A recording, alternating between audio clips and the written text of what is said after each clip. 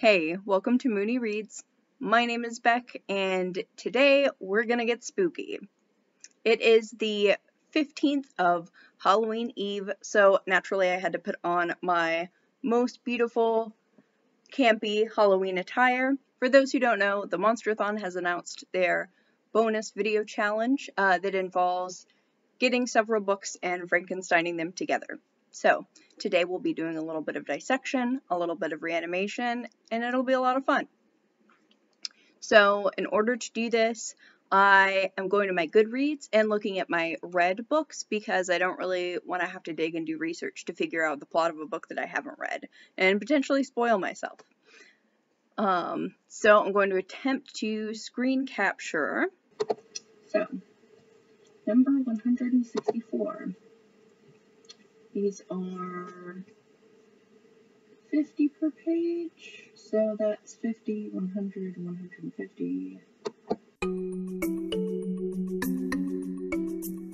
Unfortunately, I don't know how to count.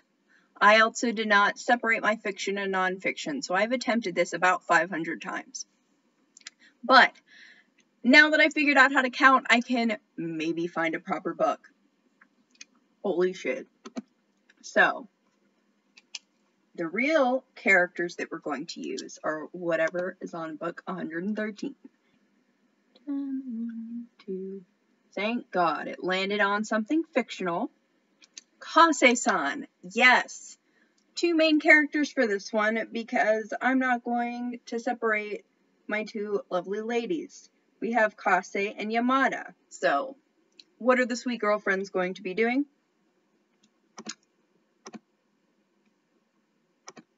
$172.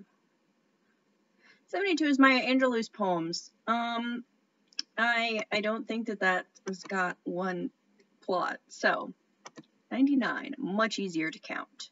How to Catch a Dinosaur. Oh, that's cute. Okay, so Kase-san and Yamada are going to be trying to catch a dinosaur that I think they learned about in a museum or something. I don't totally remember. I know How to Catch a Unicorn was in a zoo. So I'm thinking How to Catch a Dinosaur at least had a museum involved. 180. So this is for side characters. We've got to find 2 with side characters. So that's 2 things where I'm only doing fiction. So this might be fun. I already forgot. 150, so 80. 20. There are no characters in Racism Without Racists. I would recommend the book, though. It was a good read, clearly. 58. Poetry, no characters, only the author.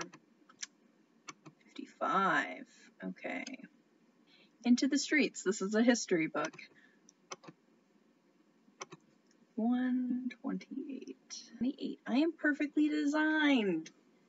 They're still real people, though.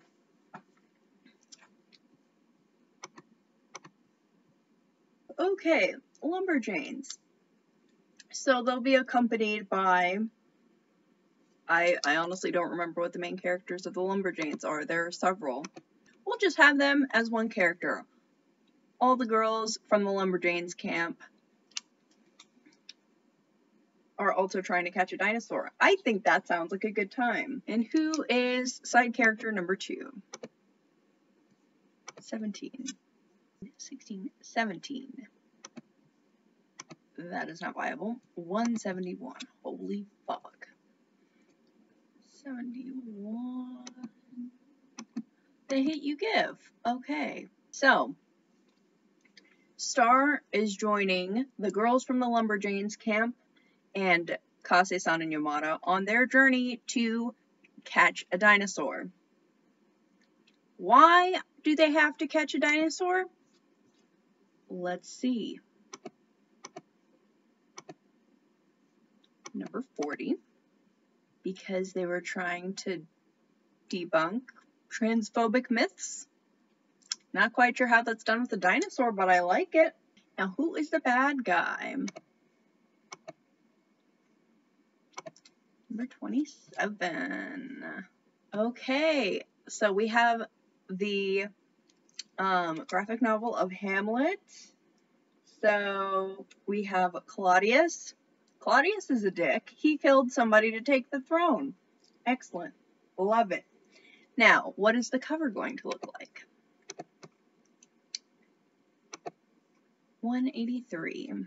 So there's going to be a man on the cover, even though all of the characters are not men, which is hilarious.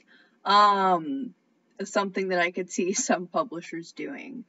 Okay, so let's get this story really together. So, in our story, Kase-san and Yamada team up with the Lumberjanes and Star in order to prove to Claudius that trans people are valid as hell by catching a dinosaur.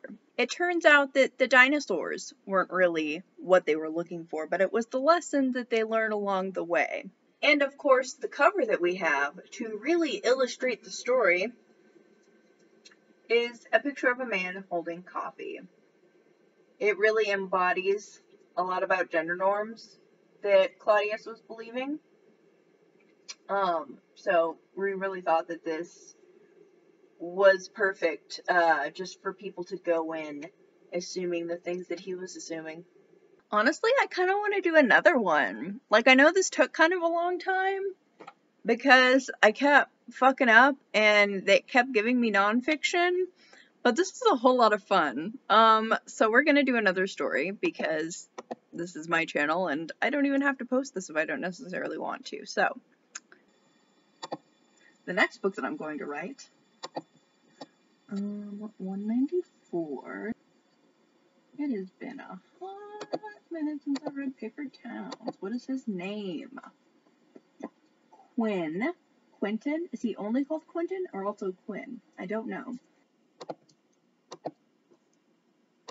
72. Okay. 170. Fuck. We've already. How did we get 172 twice? We've already established that's poetry collection. Okay.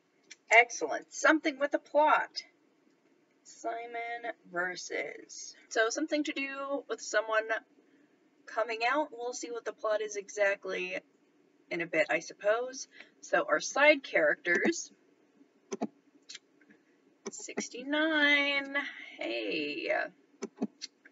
We are adults here. So, oh, yes. Love that. Nick and Charlie are going to help Quentin come out. This is going to be a cute story. I approve this crossover. It's been like 100 years since I've read Paper Towns, but if Nick and Charlie are in it, I would read it. 125. Oh, The Proudest Blue. This is a really cute kids book. Let's see. Next, we need a Modivation. 170. 72 is my Angelou, so. Well, you know, this comic, that could be really dark, though. Oh, gosh. For those of you who don't know, this Love is Love comic book, it has a lot of different things in it. So, like, we could technically, like, kind of fudge it and say, oh, they're coming out to come out, or they're coming out for Pride. But this book was made in reaction to the Pulse shooting. I could see someone wanting to come out because of the Pulse shooting. I nearly came out multiple times out of rage after that happened on my Facebook page. I didn't, not really. I made a couple of posts that, like, if people used a couple of brain cells, they could figure it out. But, that's a reasonable motivation. So, who's the bad guy? Who's the asshole? Let's see. 137. Oh, Steven Universe. There's not a singular bad guy there, is there? I don't remember what happens in Volume 1. It's the only one I've read, but I've seen a lot of the show. I'm gonna go with something different, because I don't know who the clear bad guy in that is. 21, 22, 23, 24. That is, like, relatively nonfiction, so we're not going to do a bad guy there. So, let's go again. Okay. Because the world is falling apart? Because it's a dystopia? Is that the bad guy? Okay. So, because colonization is ruining the world, basically. Okay. And then, lastly, the cover. 152. Alright. Okay. So, in this story, Quentin is being blackmailed by the fascist government because they want him to take part in maintaining positivity after a large-scale hate crime has happened. His friends, Nick and Charlie and Fascia, are going to help him through this hard time. In the end, the government will issue a shitty apology and continue to overlook systemic barriers that are still being faced by LGBT people. And here's the cover, which could show us Quentin's potential fate if he does the wrong thing. But it can also, embodied how we are all really imprisoned under a fascist regime. So this has been a lot of fun. Thank you to Kate for coming up with this. This is super creative. And it gave me a reason to be spooky, which I love. In the comments, you can let me know if you've read any of the books that we cut up to make Frankenstein, or you can just tell me about your favorite part of Halloween. Thank you all so much for watching. Bye.